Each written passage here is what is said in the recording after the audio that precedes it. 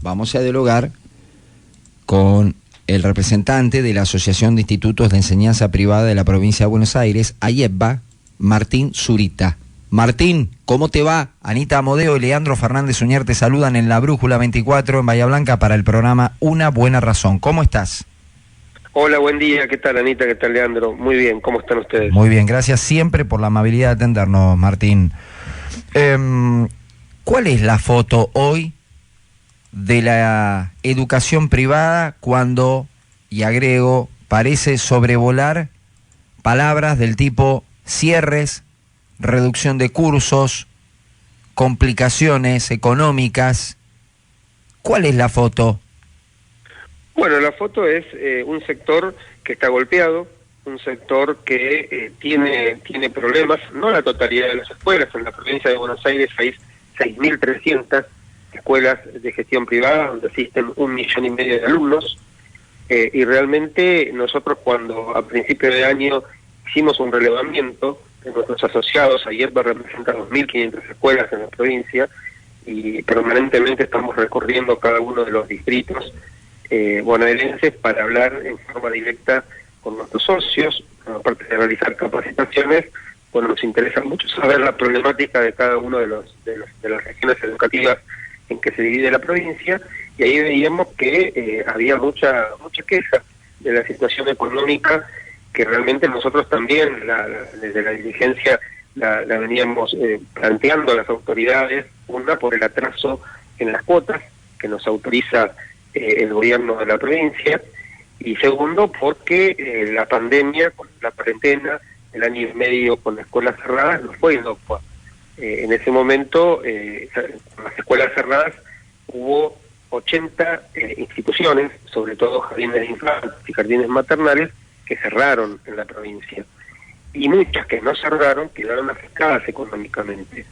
Entonces, cuando hicimos este reglamento, de él surgió que 200 escuelas nos manifestaron su situación económica muy complicada, y de esas 200, 30 que tenían posibilidades ciertas de cierre, de no cambiar su situación para el año que viene.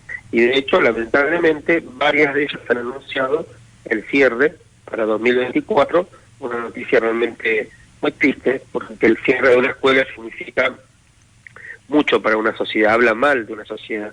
Una escuela que crea valor, que la comunidad, y realmente que esto ocurra no es bueno. Así que nosotros veníamos planteando eso, venimos planteando que hay una situación donde básicamente los sueldos docentes aumentan, y entre el 80 y el 90% de la conformación de la cuota de un colegio privado es costo laboral.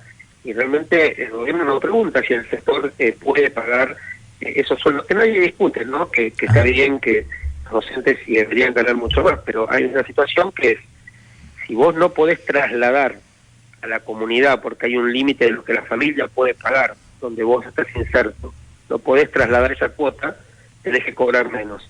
Si vos cobras menos, tenés menos ingresos. Si tenés menos ingresos, tus costos operativos no los puedes cubrir. ¿Qué haces?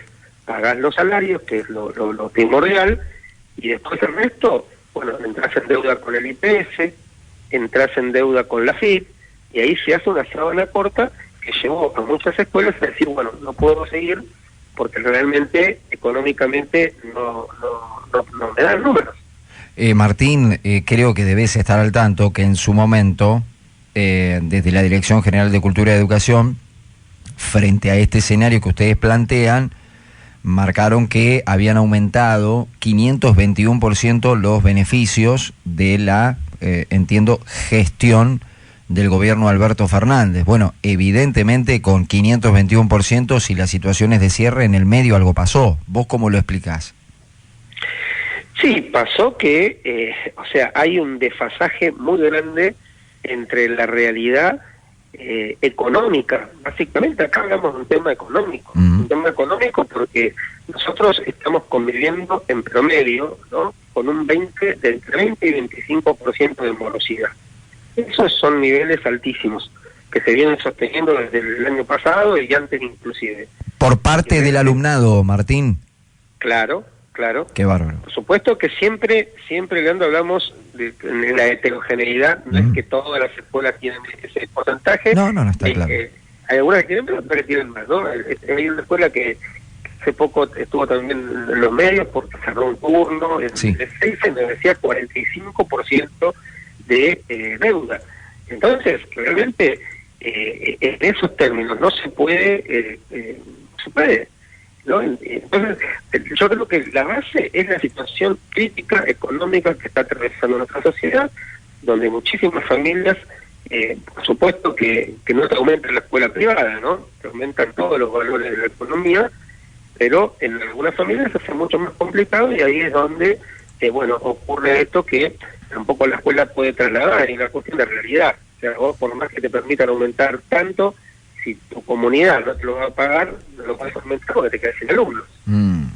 Martín, vuelvo otra vez al punto de inicio, tal vez escuchaste el comentario que hice, digo, qué contradictoria la escena, ¿no? Por un lado, gente que dice, no quiero más que mis hijos vayan a un instituto de educación pública porque hay muchos paros, los llevo a la educación privada y de pronto en la educación privada empiezan estas complicaciones y se produce un cuello de botella del cual parecemos, digamos, no digo no salir, pero tenemos cierre de escuelas. ¿Esto es normal?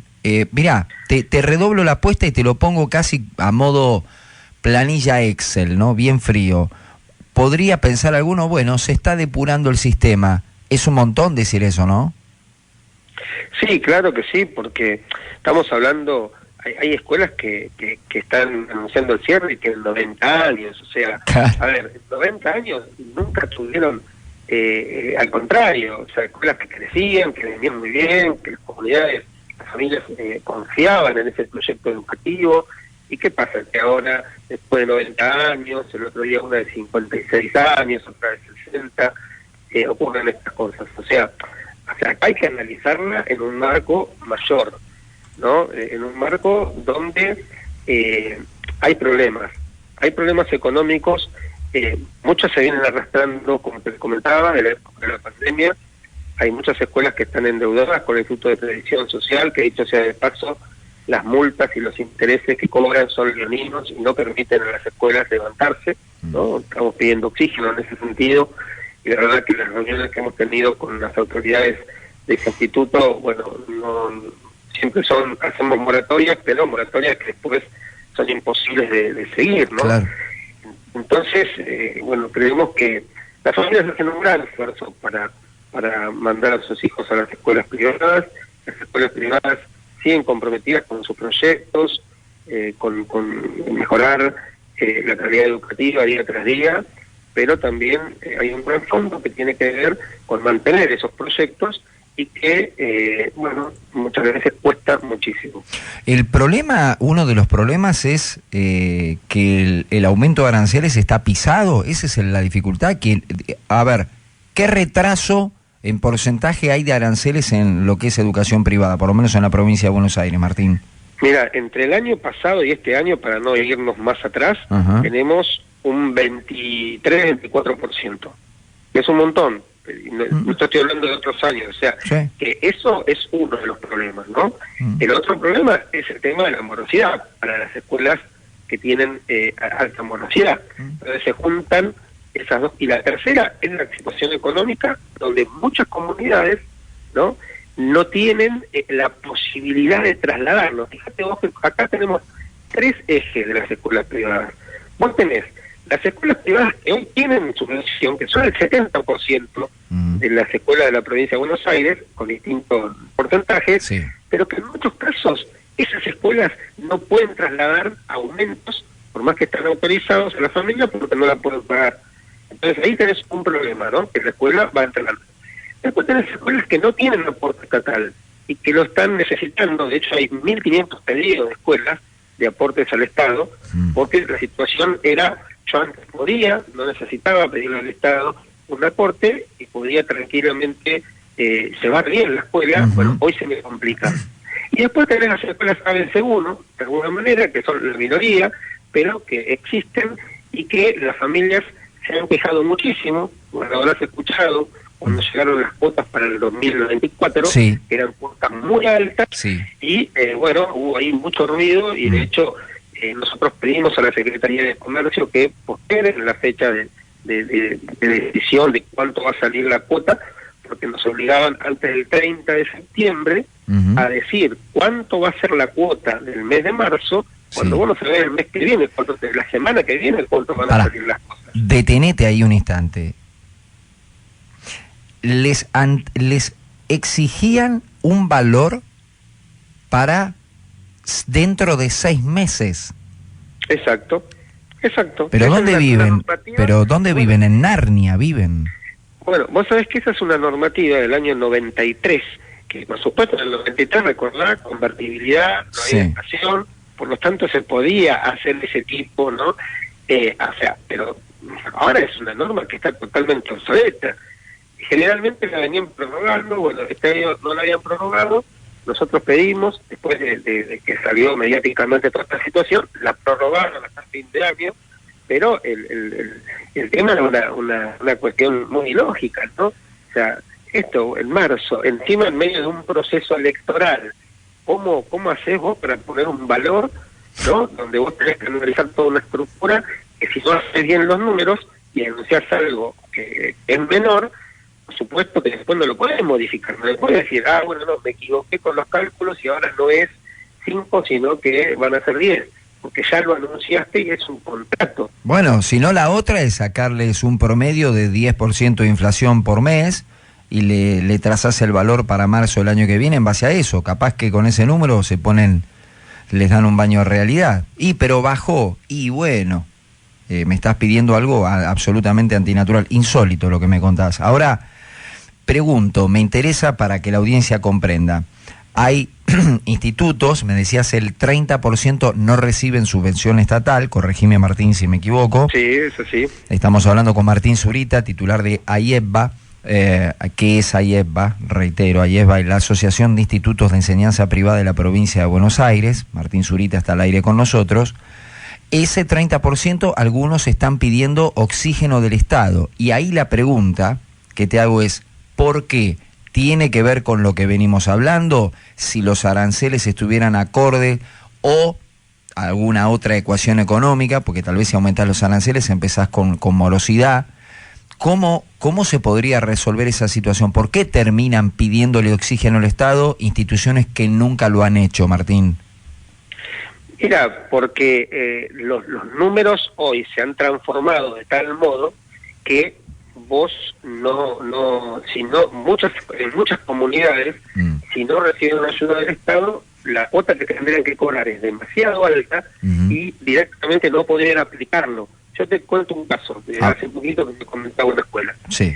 Yo, antes de la pandemia, tenía 700 alumnos. Claro. Después de la pandemia tengo 500. Y la misma estructura. Yo tengo los mismos profesores, tengo los mismos gastos, tengo todo lo mismo. Yo antes no necesitaba ningún tipo de ayuda, porque pagaba bien, todo estaba perfecto. Pero yo no me pude recuperar. Entonces ahora yo tengo que mantener una estructura pagando como si tuviese entrada de 700 alumnos y tengo 500. Entonces mi realidad cambió. ¿Sí? Ahí tenés un caso, por ejemplo.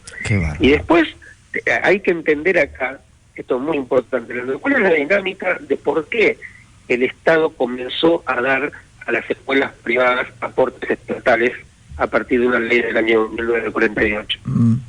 El tema es así. Antes las escuelas privadas se manejaban a nivel salarial de forma independiente. Sí. Vos pagabas lo que más o menos tipo comercio, no tengas una regulación como en el Estado. En ese momento hay una ley de equiparación salarial, donde dice, los docentes del Estado, los del privado no pueden cobrar diferente que los docentes del Estado. A ver, para entenderlo, un director ejecutivo de un organismo estatal, mejor dicho, entonces, con esta misma lógica, un directivo de Profértil debería ganar por ley lo mismo que un director ejecutivo de un organismo estatal, porque sí, así. Claro, totalmente. Mirá vos, ¿no? Qué lindo criterio. Entonces, ¿qué pasó? Mirá. En la escuela privada, entonces dice, bueno, a ver, yo no puedo pagar lo que vos me estás diciendo porque no tengo una estructura para pagar eso. Claro. Entonces el Estado dice, bueno, las escuelas que no lo pueden pagar, tienen que pedir al Estado un aporte estatal, por eso se llama aporte estatal, para yo compenso eso. De cada vos, ¿cuánto te falta? Bueno, falta tanto, bueno, te doy un 40% para que vos puedas equiparar. En un país con déficit fiscal de larga data, pero sí, sigamos. Está bien, seguimos. Entonces, bueno, esa realidad se fue dando, etcétera, etcétera, pero claro, hoy llega un punto donde para cumplir eso, un montón de escuelas que antes podían pagar sin tener que acudir al Estado, hoy no lo pueden hacer. Claro. No lo pueden hacer, no pueden equiparar eso. Claro. Entonces hoy el Estado te está diciendo, yo te estoy exigiendo que equipares, pero por otro lado no te estoy ayudando para que cumplas eso que yo, Estado, te dije que tenías que hacer. Bueno, entonces, lamentablemente, para muchos que ponen cara de horror y espanto, le terminan dando la razón a algunas personas, dirigentes candidatos, que sostienen que donde el Estado se mete en algunas ocasiones, mete la gamba, como en este caso. ¿Y tu conclusión cuál es? Y bueno, la conclusión es que hoy, la realidad que hoy el Estado nos está exigiendo, ¿sí? Para muchas instituciones es algo negativo porque no lo pueden cumplir. Entonces a mí me están exigiendo algo, pero yo no puedo cumplirlo, y ante el requerimiento que voy al Estado a decir, bueno, mirá, lo que vos me dijiste, yo no lo puedo cumplir, ayudarme, no me están ayudando. Te quiero hacer una pregunta. ¿Cuánto hace que estás dedicado al universo educativo, Martín? Y desde el año 1990.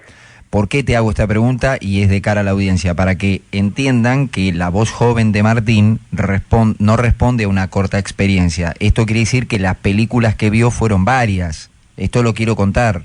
Quiero contarlo para que entiendan desde qué lugar está contando lo que cuenta. No es que vio una película recortada de hace 10 años a la fecha. 1990. Muchos de nosotros éramos alumnos aún en aquel momento y, bueno, evidentemente algo se quebró. Algún día te voy a llamar y te voy a preguntar qué opinás del sistema de vouchers. Pero no para hacer referencia a alguien en particular. A ver, lo voy a nombrar, Milei. Milei no lo inventó esto, lo quiero contar. Es un sistema que se conoce en el mundo. No tengo clara idea de dónde se aplica, cómo y de qué manera y con qué resultado. Pero bueno, a veces uno se queda pensando en algunas cosas, ¿no? Dale, en otra oportunidad hablamos del tema. Con todo gusto. Es decir, Martín, el horizonte de acá, fin de año, aún teniendo, y corregime si me equivoco, un 11% permitido de aumento de aranceles para este mes que ya empezó de noviembre, corregime si estoy diciendo una tontería, aún con eso, la situación es crítica con cierres de institutos de educación privada adentro de esto que estamos contando. ¿Es correcto?